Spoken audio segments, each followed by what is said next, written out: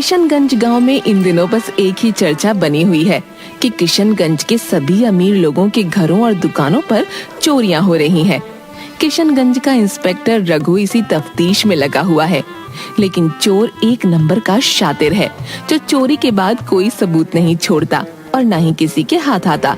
Inspector, आज 3 दिन हो चुके हैं मेरी दुकान को चोरी हुए। तुम लोग अभी तक चोर का पता नहीं लगा पाए। आखिरकार कर क्या रहे हो तुम लोग? धनीराम जी, संयम रखिए।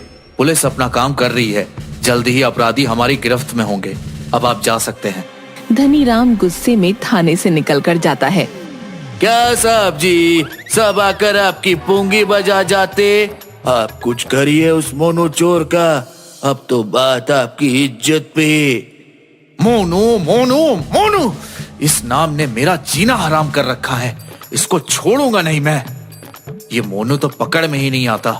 किसी दिन पकड़ में आ जाए तो बस उसकी सारी बोलती बंद करवा दूंगा। ऐसे डंडे पड़ेंगे कि हमेशा के लिए चोरी करना भूल जाएगा। वो जानता नहीं कि कानून के हाथ कितने लंबे हैं।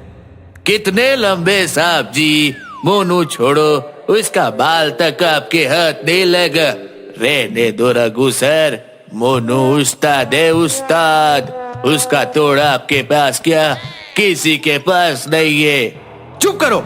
तुम क्या जानो कि एक ईमानदार पुलिस ऑफिसर के लिए एक अपराधी को पकड़ना कितने बड़े फक्र की बात होती है।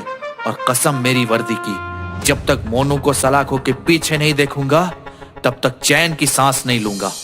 हाँ, ठीक है साहब जी। अब जज्बातों में मत बह जाना। रघु सर, मोनू का तो पता नहीं सलाखों के पीछे जाएगा कि नहीं, लेकिन वो आपको हवालात में जरूर बंद कर देगा।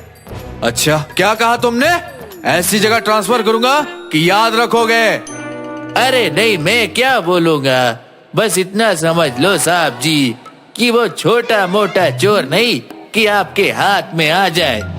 हाँ हाँ, जानता हूँ, मगर उसे तो मैं पकड़ कर ही रहूंगा। मोनू चाहे छोटी चोरी करे या बड़ी चोरी करे, लेकिन चोरी इतनी सफाई से करता था कि चाहे कितना भी कोई जोर लगा ले, उसे पकड़ ही नहीं पाता था। मोनू का एक साथी था जिसका नाम बटुक था। बटुक शुरू से मोनू का साथ देते आ रहा था। कई जगहों पर दोनों साथ मिलकर चोरी करते और धन को आपस में बांट लेते। मोनू भाई, अपन को तो घर वालों ने ही 9-2-11 कर दिया था। यही बोले कि तेरे जैसा औलाद से अच्छा हमें औलाद ही ना हो। लेकिन भाई, कभी कभी बहुत याद आती है घर की। चल छोटे, दिल छोटा ना कर। अपन तो बचपन में ही घर से कल्टी मार लिया था। तो भाई, तुझे घर की याद नहीं आती? अपन को अपनी माँ का चेहरा याद है, वो भी धुंधला सा। बाकी कोई नहीं अपन की याददाश्त में। चल छोड़ ये सब। आज रात चोरी करने जाना है ना? हाँ, आज तो बहुत कीमती माल चुराना है यार, मगर एकदम सावधानी से जाना होगा। अरे भाई, जो भी हो, हम दोनों किसी से डरते हैं क्या? देखना सब सही हो जाएगा। आधी रात में मोनू और बटुक दोनों ही मुंह पर काला कपड़ा बांधकर निकल पड़ते हैं। अरे भाई, यहाँ तो पहले से कोई बैठा है। अरे तू भी क्या मूर्खों जैसी बात कर रहा है? जब लाखों रुपए का सामान पड़ा होगा गोदाम में तो रखवाली के लिए कोई तो रहेगा ही। तू मेरी बात ध्यान से सुन। ये रुमाल ले और सुंघा दे, तब तक मैं गोदाम खोलने में लग जाता हूँ। बटुक ऐसा ही करता है। गार्ड वहीं बेहोश होकर गिर जाता है। मोनू फटाफट गोदाम खोलता है और सोने से बना घोड़ा निकाल कर ले आता है। ये देख भाई, एकदम चमचमाता हुआ घोड़ा। चल पकड़ इसे, अब कल्टी मार लेते हैं, इससे पहले कोई और आ जाए। मोनू और बटुक उसे चुराकर भाग जाते हैं।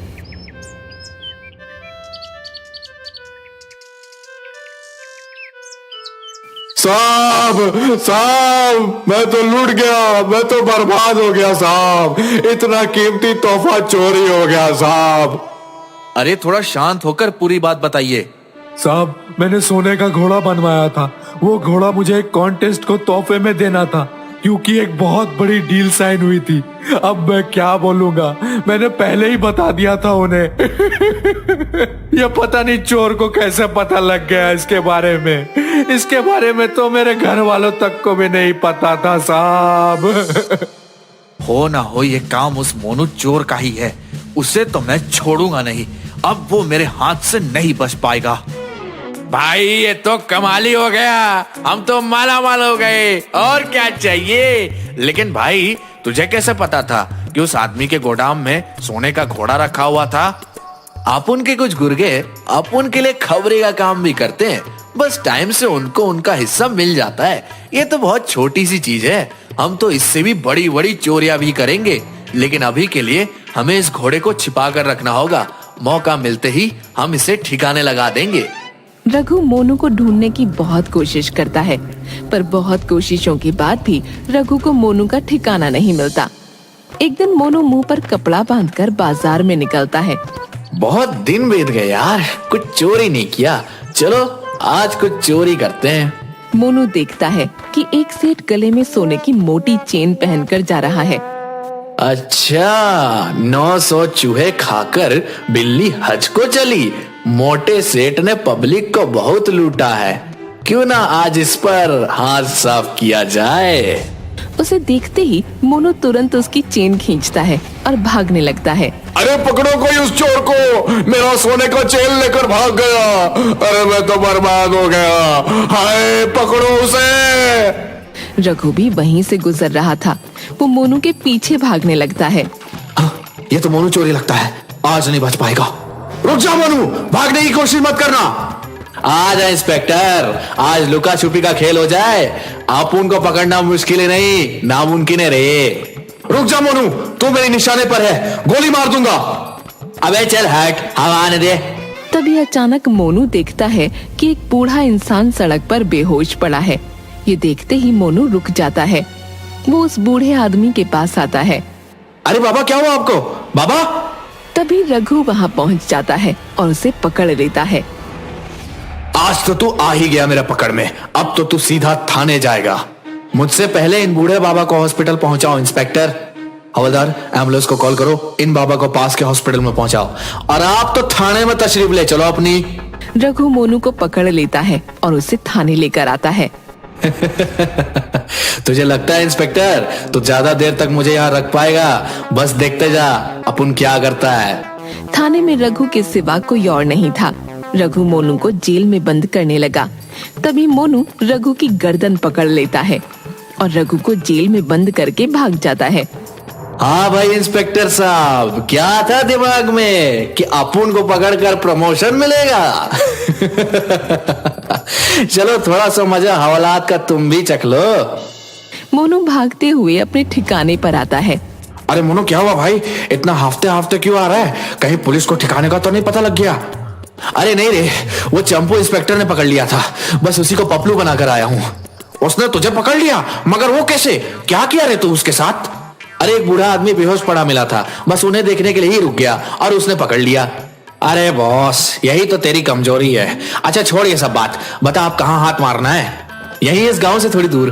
बस ये समझ ले, वो चोरी कर पाना थोड़ा मुश्किल होगा, मगर हम कर लेंगे तो समझ आगे का लाइफ एकदम हीरे माफिक गुजरेगा अपना। समझा ना छोटे? साला मैं तो साहब बन गया। वाह भाई, तुम तो एकदम आमिर खान के माफिक गाता है। वैसे मुश्किल क्या है चोरी में?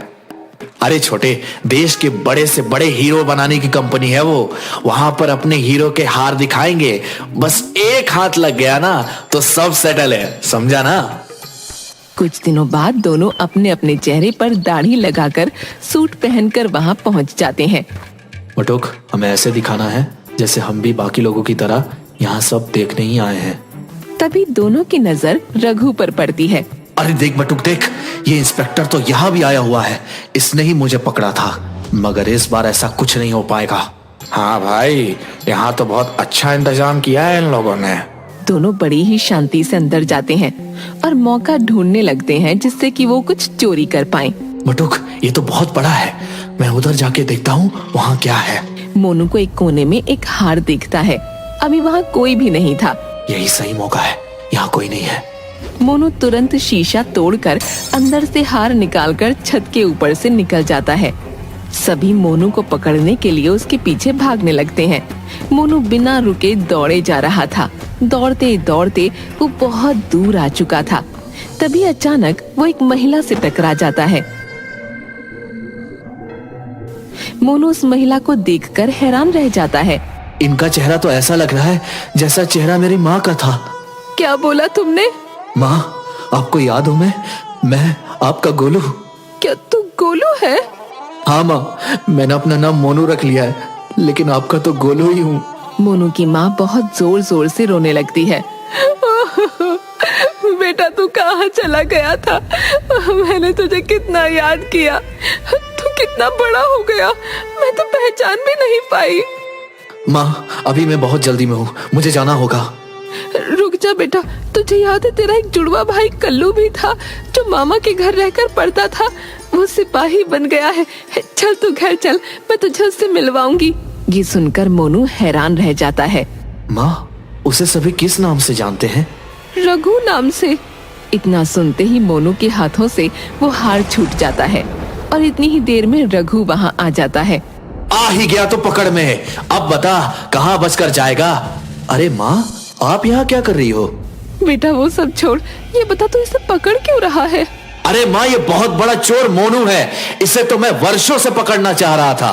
मोनू कुछ भी नहीं कहता, वो केवल अपने भाई की ओर देखे जाता है। बेटा ये तेरा जुड़वा भाई गोलू है। क्या? सच में? नहीं नहीं, एक चोर और मेरा भाई? हाँ बेटा, ये गोलू ही है। तुम लोग तो बचपन में कभी साथ ही नहीं रहे, मगर ये गोलू ही है, तेरा जुड़वा भाई। भाई तो चोर क्यों बन गया? तो घर छोड़कर भागा क्यों था? मोनू बहुत जोर जोर से रोने लगता है। आप लोगों को याद है पिताजी की तबीयत कितनी ज्यादा खराब थी? माँ ने गांव के सभी बड़े बड़े लोगों से पैसे की मदद मांगी थी, लेकिन किसी ने भी माँ की मदद नहीं की थी, जिसके बाद पिताजी की मृत्यु हो गई थी। तभी से मैंने सोच लिया था अब उन्हीं बड़े बड़े लोगों से पैसे लूटूंगा। मैंने काम तो उसी वक्त से शुरू कर दिया था, मगर माँ को यह सब पसंद नहीं था, इसलिए मैंने घर छोड़ दिया और चोरी के काम में लग गया। आज भी मैं केवल वैसे लोगों का ही पैसा लूटता हूँ। जो भी हो भाई, तूने बहुत गलत काम किया है, अब तुझे जेल में ही जाना होगा। तभी पीछे से बटुक आता है। यही नहीं मोनू भाई, पूरी बात तो बताओ अपनी माँ और भाई को। नहीं छोटे, रहने दे, कुछ मत बोल। बोलने दे भाई। पता है आज तक इसने जितनी भी चोरियां की उन सभी पैसों को ये सभी जरूरतमंद लोगों में बांट देता है। कितने गरीब बच्चे आज इसकी वजह से पढ़ाई कर पा रहे हैं। इसकी एक ही कमजोरी है, ये किसी को ये दुख में नहीं देख सकता। तभी तो उस दिन जब इसने एक बूढ़े आदमी को बेहोश देखा तो रुक गया। इस वजह से आप इसे पकड़ पाए। माँ और भाई की आंखों में आंसू थे, मगर वो चाहकर भी कुछ नहीं कर सकते थे। ले भाई, अब तो खुशी खुशी तेरे साथ चलूंगा। ले हथकड़ी लगा ले मेरे हाथ में, लेकिन बस एक बार गले लगा ले। इसके बाद रघु, मोनू और माँ सब गले मिलकर रोते हैं। उसके बाद रघु मोनू और बटुक दोनों को जेल में बंद कर देता है।